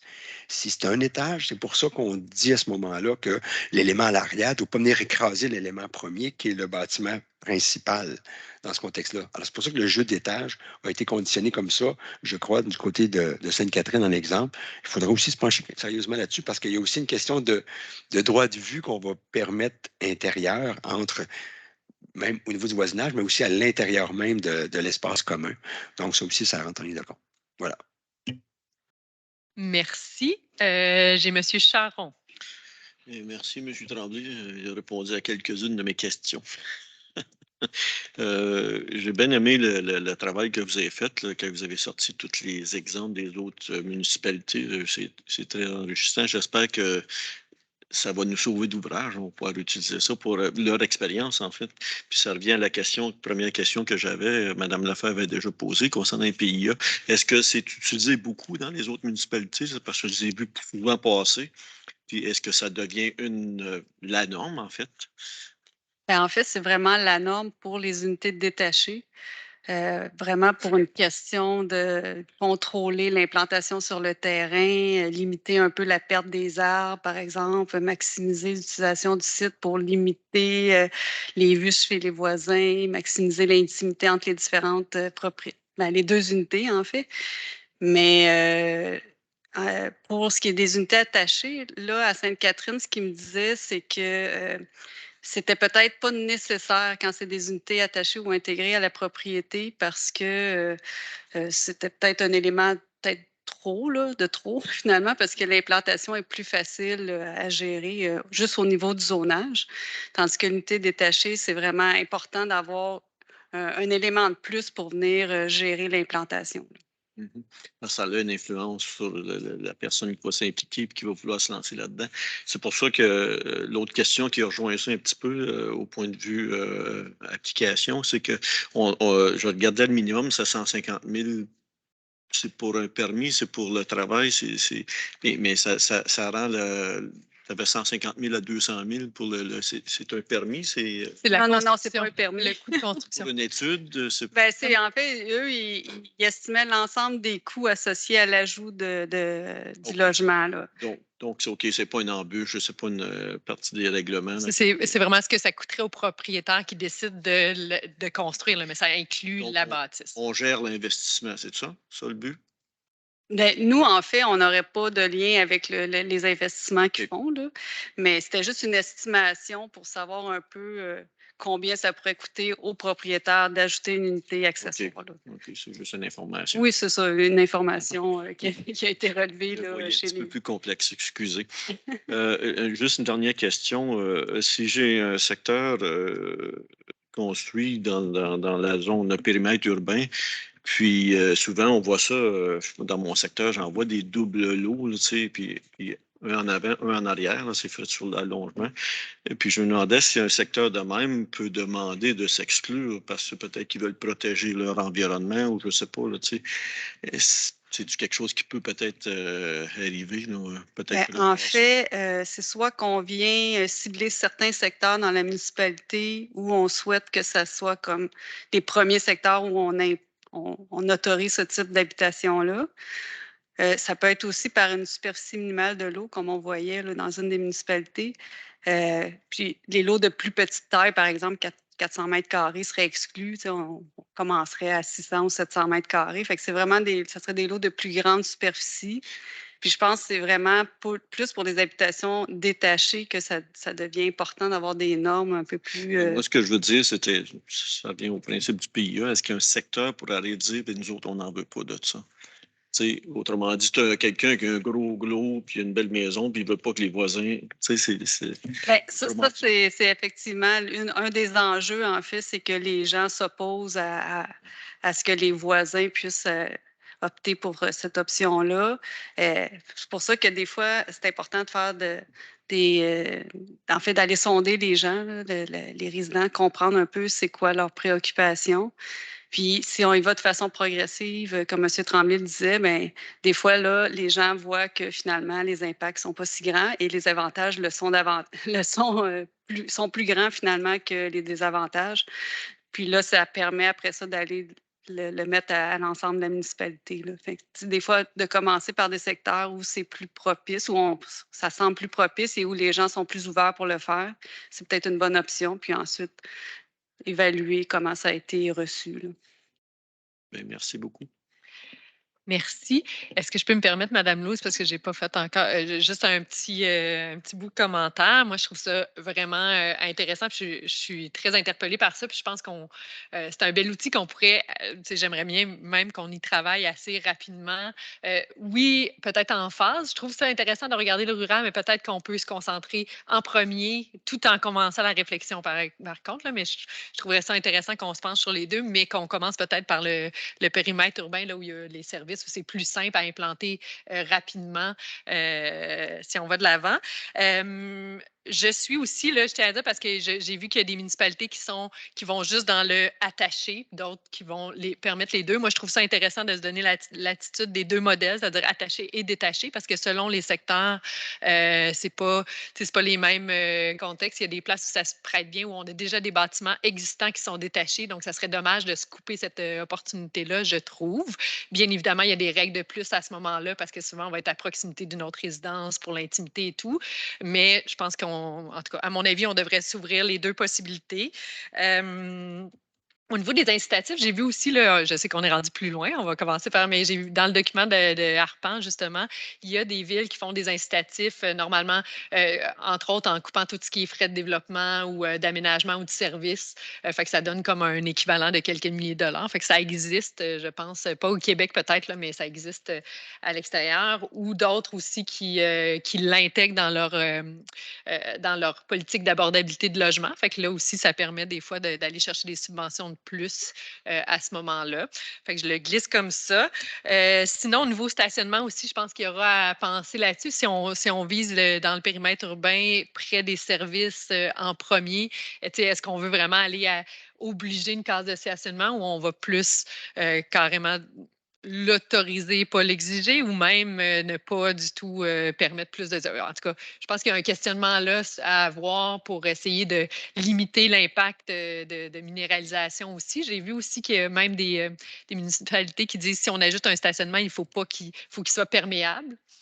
En tout cas, je dis ça. Mais en même temps, je tiens à souligner aussi, on en fait beaucoup référence dans le document, puis je pense que Mme Côté l'a mentionné aussi, qu'on dit si on vient trop contraignant, si on ajoute beaucoup, beaucoup de contraintes, à un moment donné, ça devient presque impossible. Si on veut que ça se réalise, il faut aussi avoir cette conscience-là. Fait que j'irai quand même avec une certaine souplesse, s'assurer que ça va créer des milieux de vie de qualité, mais qu'on se garde quand même de la souplesse pour qu'une multitude de projets puissent voir le jour. Je suis assez aussi favorable au fait qu'on attache un PIA lorsque c'est détaché, justement pour venir baliser. On a des secteurs où on a des arbres matures, on ne voudrait pas que cette implantation-là fasse qu'on a des terrains qui deviennent complètement occupés ou en tout cas où on se coupe aussi d'une qualité de vie. Je pense que ça fait un premier tour de mes réflexions. J'aurais Madame Louise. Monsieur Charles, c'est votre ancienne main, hein, je pense, oui. En fait, j'abonde dans le même sens que Mme Lefebvre tout à l'heure qui parlait, qui a quand même mis un peu en perspective les restrictions, d'éviter un peu les restrictions pour justement inciter les gens à le faire. Si on veut qu'on le fasse, il faut que ça soit moins contraignant possible. Mais j'aime bien l'idée d'avoir un pays associé justement pour nous donner le droit de regard et même du côté esthétique, ça peut être aussi une crainte là, des gens de comment ça va s'implanter en général dans les quartiers. Fait que je pense qu'avec les PIA, ben, ça répond à ces besoins aussi. Fait que je pense qu'en partant de ça, on peut peut-être élaborer quelque chose avec tout ce que Geneviève a bien listé. Moi, je suis d'accord. Merci. J'ai Mme Dansereau. Oui, ben merci de vos commentaires parce que ça nous oriente. Je crois comprendre, là, je ne veux pas voler le punch de la présidente, mais je crois comprendre que la majorité des membres sont favorables à aller de l'avant pour les permettre, puis les régir, les encadrer. Là, on va regarder de notre côté, mais je vous remercie de tous les commentaires d'orientation que vous nous donnez pour le travail subséquent qui va être à faire. Ce que je voulais revenir, vous avez déjà là, certaines questions justement pour nous orienter dans la suite des choses. Vous avez déjà répondu.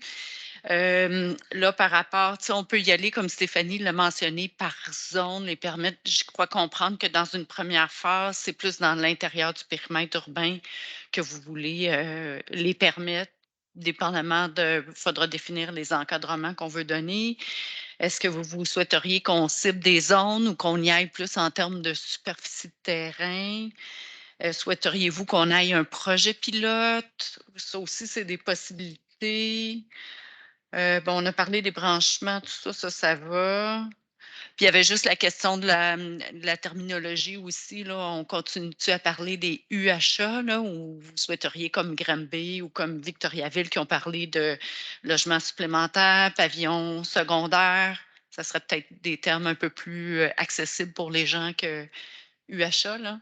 Donc, j'aimerais vous entendre sur ces autres questionnements-là. Merci.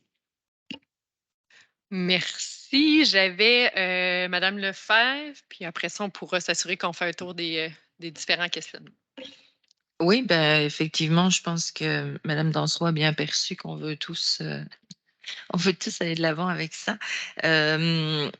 Mais juste pour souligner, aller un peu dans votre sens, Madame Laroche, oui, moi, je trouve que c'est important aussi d'ouvrir aux détachés parce que ça va vraiment être en fonction des terrains. Donc, c'est là aussi qui va être compliqué pour nous de quelque part trancher une ligne parce que, tu sais, quelque part, le cas par cas serait plus simple, mais ça, on sait que ça, c'est difficile juridiquement. Donc, mais c'est ça, il faut qu'on réfléchisse à toutes les opportunités qui sont là. Je suis d'accord aussi qu'on regarde l'urbain d'abord avant le rural, même si c'est pas là que mon cœur va, mais mais en même temps non, mais tu sais, mais c'est sûr qu'on veut limiter l'étalement urbain, il faut s'assurer, tu sais, comme Monsieur Tremblay a dit, il faut s'assurer que les services soient à proximité. Moi, j'ai en tête plusieurs lots, plusieurs propriétaires qui ont l'opportunité, qui sont collés au périmètre urbain, qui ont tous les services juste à côté et qui répondrait pas mal à toutes les choses, même sanitaires. Donc, si on pouvait pas mettre ça dans 3 ans, ce serait bien. Là. Mais donc, si on pouvait faire l'un, mais faire l'autre sans tarder aussi pour regarder à se donner des critères là-dessus. J'aime aussi l'idée qu'il y ait des incitatifs peut-être dans certains secteurs, mais en même temps, c'est un peu délicat. Puis je me demandais, justement, à propos des incitatifs, est-ce que ce genre de logement pourrait tomber dans la catégorie logement social? Et à ce moment-là, on pourrait aller chercher peut-être des subventions ou des choses comme ça. Parce que, tu sais, on le voit là, chaque 1er juillet, il y a quand même un certain nombre de personnes qui se trouvent pas de logement, de petits logements abordables. Et peut-être que ça pourrait répondre à ce besoin pour des personnes isolées. Donc, je me demande, est-ce que il y aurait une possibilité là? Puis là, ben, ce serait un autre incitatif intéressant. Oui, une réponse là-dessus, M. Tremblay. Je le mentionnais un peu tantôt, qu'il y en a qui l'ont intégré à leur politique d'abordabilité des municipalités pour donner des incitatifs et donner accès à des programmes. Mais... En fait, à partir du moment où on parle de logement social, on parle de contribution municipale, mais aussi gouvernementale. Et là, il y a des critères complètement différents qui rentrent en ligne de compte. Fait que pour répondre à la question, si c'est celle que vous pensez, celle qui accompagne les subventions gouvernementales et fédérales, c'est non. Parce qu'ils cherchent davantage à faire du multiplex et puis faire en sorte que l'investissement ait vraiment un impact majeur. Oui, mais du cas par cas, du 5,5, du 4,5. Un pour un, ça se deviendrait seulement qu'une demande puis une action municipale, point à la ligne, s'il y avait des incitatifs. Mais pas du côté de ce qu'on connaît et de ce qui est applicable, en tout cas du côté... Donc, il y aurait des décisions à prendre au niveau Exact. municipal si on veut Oui. favoriser ça, puis laisser le multilogement, des interventions plus gouvernementales. Aller chercher les plus grandes répercussions, effectivement, positives. C'est parce que quand c'est du multilogement, souvent, c'est des plus gros logements. Là. Tu sais, c'est du 4,5, 5,5. Puis ça, les personnes seules, pas toujours les moyens de se les payer. Donc, Merci. J'ai M. Charon. Pour répondre à Mme Danfreau, je trouve sa question excellente. Je regarde encore, je vais me baser sur l'expérience des autres municipalités. Ils ont sans doute vécu, puis ils se sans doute posé ces questions-là. Puis je regarde, il y a partiellement des réponses dans votre document à ces questionnements-là. Puis, en fait, si on peut peut-être rassembler ça pour être capable d'avoir une demi-réponse, si on veut, pour partir, parce que je suis d'accord avec les questionnements. C'est parce qu'on commence avec un zonage, mais en dehors du zonage, on va doute avoir des demandes, de la pression pour demander à l'accès. Il y a une réaction en chaîne qui peut partir. Ça fait que ça serait intéressant d'avoir peut-être plus d'informations s'il existe des autres municipalités. Fait que je comprends que ça, c'était plus en lien avec la question, est-ce qu'on y va par zone ou par superficie? Moi, j'aurais tendance, puis je ne sais pas si je le soumets, là, j'aurais tendance à y aller plus par superficie que par zone. Mais c'est sûr que s'il y a des zones, quand vous allez le travailler, s'il y a des zones où vous dites que ça ne se prête pas, notamment à cause des services qui sont pas, qu'on est limité dans cette zone-là avec les capacités ou des choses comme ça, on pourra s'ajuster. Mais j'aurais tendance, dans un premier temps, justement, pour limiter le fait qu'il y a des demandes qui viennent de partout alors qu'on a ciblé juste des zones, de dire, ben c'est plus par... On se dit, c'est quoi le contexte favorable pour avoir une UHA en ce moment? Ben, c'est surtout la superficie, c'est la proximité des services et tout, plus que par des zones spécifiques, là. En tout cas, moi, c'est une proposition, mais avec l'ouverture que les services nous reviennent en disant, ben, dans cette zone-là, nous autres, on vous recommanderait de ne pas l'intégrer pour telle raison, on n'aura pas la capacité. Bon, il y a des contraintes. Je ne sais pas comment vous voyez ça. Je ne suis pas branchée sur Teams, fait que je ne peux pas lever ma main.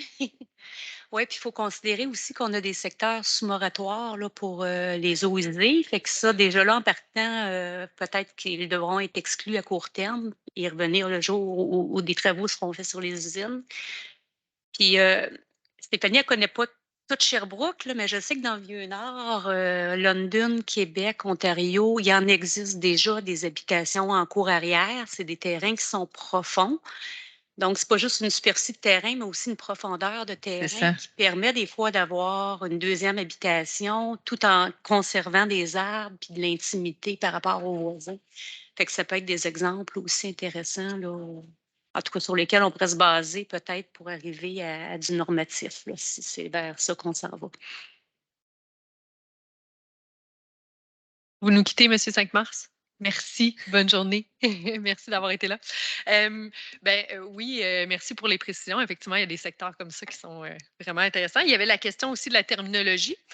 Moi, je trouve ça, vous posez la question, est-ce qu'on va dans la même terminologie? Moi, personnellement, je trouve ça intéressant parce qu'il y a tout un... Ça évoque de plus en plus quelque chose pour les gens, là, d'aller vers UHA. Mais c'est... Est-ce que ça vous va dans un premier temps, en tout cas, d'aller avec cette terminologie-là pour mettre aussi une distinction entre ce qui existe déjà et là, ce qu'on est en train d'amener? Au niveau communicationnel, je pense que ça peut nous donner des outils aussi pour faire connaître le concept puis parler des règles et des normes qui vont les entourer. Est-ce qu'il y avait un autre questionnement auquel on n'a pas répondu, Mme Dansereau? Là, je ne suis plus certaine. La question des branchements, on en a parlé. Il y a peut-être le lot indivisible qu'on n'a pas répondu, qui était dans Victoriaville, je crois, comme exemple. C'est la seule question, moi, que j'avais notée, là, que j'aurais voulu avoir une orientation de votre part. OK. Donc, c'est-à-dire de savoir si on voudrait permettre qu'éventuellement, ça devienne un lot à part et donc ça doit être des propriétaires distincts. Ça implique naturellement, c'est une UHA détachée qui pourrait être morcelée puis vendue à part. Pas souhaitable. Non, moi, après ma barre, je n'irais pas là-dedans. Moi, je n'irais pas là-dedans. Ça l'ouvrirait sur d'autres droits, puis là, on n'arriverait plus à faire les suivis. Là. Oui, puis c'est pas, tu sais, quand on parle de UHA, c'est pas ça le concept. Là. C'est pas de venir individualiser chaque espace, c'est de les rendre collectifs là, à 2 ménages. Là. Donc, c'est un peu aller contre le principe même de l'UHA, de favoriser qu'ils soient détachés éventuellement. Absolument. Puis je pense que même on pourrait avoir la réflexion, je pense qu'on en parlait informellement tantôt, là, mais est-ce qu'on veut même mettre dans la réglementation qu'il y ait quand même un espace extérieur partagé ou en tout cas qu'il y ait un accès à un espace extérieur pour une habitation accessoire? Moi, je ne mettrais pas ça comme une obligation. C'est une contrainte, c'est sûr. Encore, c'est une contrainte. Mais en tout cas, qu'il y ait un certain espace extérieur qui va quand même avec une UHA qui est détachée. Pas que la personne soit restreinte strictement. Je ne sais pas si ça existe dans la réglementation. Je le lance comme ça. Là. Mais tu sais au niveau de la location, ben, quand on a, en fait, quand on a une unité d'habitation accessoire qui est détachée, qui est quand même qui est prévu un petit espace extérieur qui va avec l'habitation, est-ce qu'on peut régir ça? Pas vraiment. Que la personne a un espace. Dire que c'est partagé, mais qu'il y a un espace, un accès minimal à un air extérieur. Moi, je pense pas, Stéphanie, qu'on l'a vu dans d'autres règlements, ça, qu'il y ait un espace propre, un aire d'agrément ou à l'UHA. Non, il n'y a pas ça. Ce qu'on voit souvent, c'est plus un accès piétonnier, si on veut. C'est ça, ou que la cour soit accessible aux deux unités, là, en fait. Là. Puis, il faut aussi avoir en tête que c'est accessoire à l'habitation principale. Donc, de venir séparer le lot en deux, là, on aurait deux habitations principales, là, finalement. C'est ça qu'on créerait. Là. Fait qu'on viendrait un peu, comme Mme Dansereau disait, là, dénaturer ce qu'on voulait faire au départ. Là. Merci. J'ai Mme Bertel parce que je pense que les mains de Mme Dansereau et Lefebvre, c'est des vieilles. Non. Ah non? OK. Mais Mme Lefebvre, puis après ça, Mme Bertel.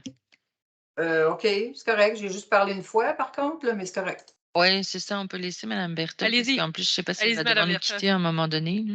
Non, je ne devrais pas quitter. C'était pas clair, là, UHA. Là. Moi, j'étais pour qu'on change le terme du fait qu'il y a UHF, il y a plein d'affaires qui s'appellent toutes sortes d'affaires qui commencent par U. Moi, j'aurais aimé qu'on soit capable de l'appeler autrement pour lui donner une prérogative claire, dans le sens que quand on parle de bigénération, on n'en parle plus, là, mais quand on parlait de ça, on savait de quoi on parlait. Quand on parle de jumelé, on sait de quoi on parle. Quand on parle de triplex aussi. Mais UHA, là, pas certaine que la population, en général, va comprendre ce terme-là. Pas certaine. Donc, à chaque fois, on aura à dire que c'est unité d'habitation. En tout cas, au niveau communicatif, c'est pas. Moi, je l'appellerais autrement. C'est probablement l'orientation que les autres villes ont pris aussi. Voilà. Merci. Merci. Fait qu'on pourrait revenir peut-être avec une proposition d'appellation, mais je pense que tout le monde s'entend, par exemple, que ça soit distinct de ce qui existe déjà dans notre réglementation pour être sûr qu'on ne crée pas de confusion, mais quelque chose qui parlerait aux gens. Moi, je proposais UHA juste parce qu'on l'entend beaucoup parler, mais c'est vrai que la population en général n'est peut-être pas notre jargon. Oui, c'est ça. Il faut s'y intéresser quand même pour le savoir. Donc, Mme Lefebvre. Oui, ben, pour répondre aux questions de Mme Dansereau, moi, je serais d'accord aussi là, qu'on y aille pas par zone, à moins qu'on veuille exclure des zones pour des raisons XY. Là.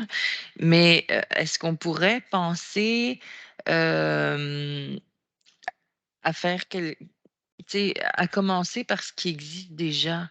Parce que, on a parlé de, ben, il va y avoir un coût de construction, mais il y a aussi des choses qui sont déjà là et que les gens n'exploitent pas parce qu'ils n'ont pas l'opportunité. Je ne sais pas si c'est recensé, j'imagine que non. Mais, peut-être que dans la population, il y a peut-être des gens qui vont lever la main tout de suite en disant, ben, moi, j'aurais quelque chose à offrir tout de suite. En tout cas, je ne sais pas si on pourrait, parce que vous avez parlé d'un projet pilote, est-ce qu'on pourrait commencer à regarder ce qui existe, puis ça nous ferait, ça amènerait nos réflexions, se dire, ah, ben, on a telle configuration, ah, ben, OK, est-ce que ça marche ou, en tout cas, on pourrait se pratiquer sur ce qui est déjà là sans que les gens aient à construire quelque chose. En tout cas, c'est une réflexion que je me dis, là. Et au niveau de la terminologie, moi aussi, je serais il faut que ce soit évocateur puis que ça amène pas à confusion. Et aussi, ce que je trouve intéressant dans la terminologie là, de certains, je pense que c'est Granby ou je sais pas quoi, qu'on comprenne la différence entre détaché et attaché. Qu'on ait deux terminologies parce que éventuellement on va avoir des réglementations qui vont être différentes si c'est attaché ou pas. Donc, de vraiment avoir ces deux termes-là. C'est qu'entre nous, on sait que c'est des UHA tous les deux, là, mais que pour la population, le fait que ce soit attaché ou détaché, c'est différent parce qu'à mon avis, dites-moi si je me trompe, il va peut-être y avoir des règles différentes pour l'un et l'autre. Donc voilà. Et puis que le lot soit indivisible, oui, moi je suis en faveur de ça parce que sinon on va se créer des situations, puis des droits acquis, puis des affaires, puis savoir comment gérer. Voilà. Parfait, merci. Moi, je ferais attention, par exemple, sur l'idée de, je comprends ce que vous voulez dire de s'inspirer un peu des demandes qui viennent, mais en même temps, je n'irais pas nécessairement avec l'idée de projet pilote parce que là, on s'ajoute comme des étapes et tout. Je veux pas Non, mais c'est une première étape pour se pratiquer qui va peut-être amener nos réflexions aussi pour affiner les choses. Je pense que ce qui serait intéressant, c'est que le travail s'enclenche, qu'on vienne rapidement avec certaines propositions, qu'on puisse retravailler à partir de propositions aussi, parce que là, c'est plus facile souvent de se positionner. Et je pense qu'il y aura tout un travail de pédagogie à faire aussi éventuellement. Au niveau communication, c'est ça qu'il y aura un travail à faire. Puis je pense que le service pourra se pencher là-dessus aussi, quelle stratégie on pourrait avoir, autant pour que les gens, on informe bien les gens, que peut-être voir s'il y a consultation ou en tout cas aller-retour, mais pour permettre que les gens qui ont déjà des envies de ce côté-là puissent s'exprimer aussi puis nous dire, ça pourra alimenter la réflexion, là, mais je pense que le service pourrait venir avec une proposition à ce niveau-là, si ça vous convient. Ouais. J'ai encore une main, M. Charon. C'est concernant la question à Mme Dansereau. Je suis d'accord que non divisible, je suis d'accord avec le concept, mais ça m'amène à une autre question. Est-ce que quelqu'un, parce que c'est jamais blanc noir, là, il y a peut-être des situations, est-ce que quelqu'un pourra faire une demande de dérogation dans ce cas-là s'il veut faire une division puis que ça soit étudié? La notion de dérogation, c'est complètement un autre outil indépendant. Ça ne l'exclut pas. Il faut que ce soit fait avant la construction. C'est toujours les mêmes règles, là. Mais en même temps, il ne faut pas que ce soit sur l'usage. Il faut que ce soit sur les éléments d'implantation, sur les éléments qui sont les mêmes, là, en fait. Donc, c'est un autre type d'outil qui permet de régulariser ou de corriger les situations. Donc, à moins qu'il y ait d'autres interventions, j'essaierai de résumer un petit peu les points qu'on s'est mentionnés. Donc, on a, je sens une volonté et même un enthousiasme de l'ensemble de la commission d'aller de l'avant sur que les services nous reviennent avec une proposition, travaillent sur le concept pour l'intégrer dans notre réglementation. On voudrait se concentrer dans un premier temps sur les possibilités dans le périmètre urbain, mais on ajoute quand même on aimerait, dans un deuxième temps, se pencher sur le secteur rural éventuellement pour ouvrir cette possibilité-là aussi. Qu'on aimerait permettre autant attaché que détaché avec des normes différentes, bien évidemment, pour baliser ça. Ensuite, qu'on préférait y aller par, pas nécessairement par seulement des zones, mais plutôt d'exclure des zones s'il y a des zones qui ne sont pas propices, là, mais qu'on puisse le permettre après ça selon des critères qu'on se donnera comme la superficie un peu sur l'ensemble du périmètre urbain. On voudrait que ça reste indivisible. La terminologie, il y aurait un travail à faire pour que ça soit compréhensible. UHA ne fait pas l'unanimité, fait qu'on voudrait vraiment que ça soit distinct de ce qu'on a, mais que ça permette d'être évocateur pour les gens. Est-ce que j'ai. Puis la notion de PIA, probablement pour les détachés qui serait un intérêt des membres. Est-ce que ça résume l'ensemble? Est-ce que j'ai oublié des points? Oui. C'est juste la notion, est-ce que c'est obligatoire de faire une réglementation différente pour détacher et attacher? Ah oui? OK. En fait, on précise des dispositions. On reste dans la même thématique, mais dépendamment du type d'aménagement, on ajoute des dispositions ou on retire des dispositions spécifiques. Parce qu'il y en a un qui est quand même attaché à la maison, fait que c'est un même bâtiment, l'autre est vraiment extérieur, fait qu'au niveau même du voisinage, au niveau de l'accès à la rue, il y a beaucoup de choses qu'il faut venir préciser quand c'est, je pense, détaché. Est-ce que ça fait un tour? Est-ce qu'il reste des questions en suspens pour l'équipe, Mme Côté, Mme Dansereau? Ça vous convient comme ça? Parfait. Mais je pense, moi, je suis très contente qu'on aborde ça maintenant. On a mis dans notre plan d'action qu'on va revoir bientôt de travailler à la densification, la requalification. On sait que le besoin de logement, comme c'était mentionné tantôt, est assez criant. Fait que je trouve ça vraiment enthousiasmant d'entamer ces démarches-là. Ça mettrait fin à ce point-là. Il me restait un seul petit point dans les dossiers divers qui était l'ajout d'un critère pour la priorisation du traitement des demandes en urbanisme. Vous vous souvenez de notre grille de priorisation qu'on avait, qui avait été implantée, qui, je rappelle, là, pour les gens peut-être qui nous écoutent, le service va étudier tous les dossiers qui sont déposés. C'est une obligation. Par contre, on avait fait cette grille-là pour dire est-ce qu'il y a des dossiers qu'on souhaite qu'ils soient travaillés plus rapidement parce qu'ils répondent à certaines urgences ou à certains critères qu'on s'est donnés, comme notamment, on avait intégré des critères quand il y a du logement social abordable, quand on a beaucoup d'unités, quand c'est dans le périmètre urbain, quand c'est dans les zones de centre-ville et d'influence, des choses comme ça pour éviter l'étalement urbain. Fait qu'il y avait plusieurs points comme ça qui avaient été intégrés dans la grille et c'est avec la discussion qu'on a eue la dernière rencontre, notamment avec Mme Lefebvre, où on se disait il n'y a pas de critères pour des projets qui ont une plus-value au niveau social, c'est-à-dire exemple, si c'est une maison pour personnes qui vivent avec un handicap. Puis on sait que c'est des catégories, des fois, où c'est plus difficile d'avoir des projets où il y a peu de logements qui répondent à ces besoins-là. Est-ce qu'on voudrait ajouter un critère qui permettrait que ces projets-là aussi aient des points supplémentaires pour être priorisés dans une mer de projets qui entrent? Je ne sais pas si je suis assez précise là, dans ma description. Je ne sais pas si madame connaît nécessairement. On parle vraiment une maison pour femmes, une vocation sociale, donc une plus-value sociale qui répond à des besoins particuliers qui ont je dis toujours vocation sociale, mais on essaye de trouver le terme. Ouais. C'est difficile à mentionner, mais un critère vraiment qui permettrait de donner des points supplémentaires à des projets qui répondent à des clientèles vulnérables, disons-le comme ça, ou des clientèles plus marginalisées. Madame Lefebvre. Oui, mais justement, puis c'est de parler aussi, parce qu'il y a du multi-logement, mais il y a du logement collectif aussi. Et donc, parfois, là, il y a des changements de zonage à faire, etc., ce qui peut être très long. Mais donc, la vocation sociale, ou je ne sais pas comment on va la nommer, elle est là pour répondre à un besoin qui est là de la population, qui peut être un besoin urgent aussi, qu'on veut favoriser. Donc, je trouverais ça intéressant là, de se donner ce critère-là en plus là, pour favoriser, si pas accélérer ce genre de projet-là. Est-ce qu'il y a d'autres commentaires des membres de la commission? Non. Est-ce que l'équipe, comment vous percevez ça? Est-ce qu'il y a... C'est assez simple. Là. En fait, c'est une pondération spécifique qui vient donner un poids supplémentaire à l'ordre de priorité, tout simplement. Alors, pour nous, ça ne pose aucun problème. De toute façon, on avait déjà un peu ce critère-là dans l'optique de la volonté politique. On avait un poids qu'on donnait sur un besoin ou une indication politique, là, parce que vous avez une attention particulière à apporter. Il y avait déjà une pondération qui était apportée là-dessus.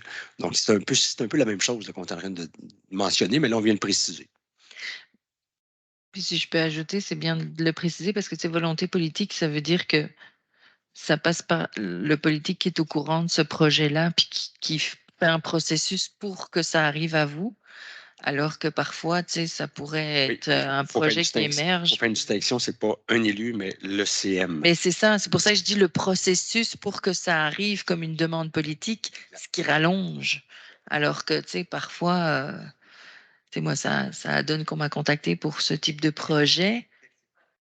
Si on m'en parle pas, je suis pas au courant, je peux pas faire le processus là. Donc, je trouve que c'est intéressant justement quand on sait que ça répond à un besoin de la collectivité, de le faciliter. Donc, ça vous conviendrait? Est-ce que ça vous convient qu'on vous mandate pour trouver le meilleur terme parce qu'on a beau chercher là, mais là, on est vraiment juste dans une question de terminologie. Je pense qu'on se comprend tous sur ce qu'on veut dire par vocation sociale, là, mais pour que ça ne prête pas à interprétation pour vous, là, je vous laisserai trouver le meilleur terme. Super. Est-ce que ça mettrait fin là, à notre séance? Alors, je vous remercie beaucoup. S'il y a des gens qui nous écouteront par la suite, n'hésitez pas, si vous avez des questionnements ou des réflexions à nous partager au niveau notamment des unités d'habitation accessoires ou des autres thèmes de la journée. Et je veux juste tiens à souligner aussi que la commission de l'aménagement du territoire qui devait être, parce que normalement on est à chaque 2 semaines, qui devait être le 3 novembre, a été annulée. Donc, ça ira à la mi-novembre pour se revoir pour la prochaine commission. Mais ce n'est que pour revenir avec des superbes sujet. Mais on continue à travailler très fort. C'est justement pour se permettre de travailler sur des gros dossiers qui nous occupent présentement.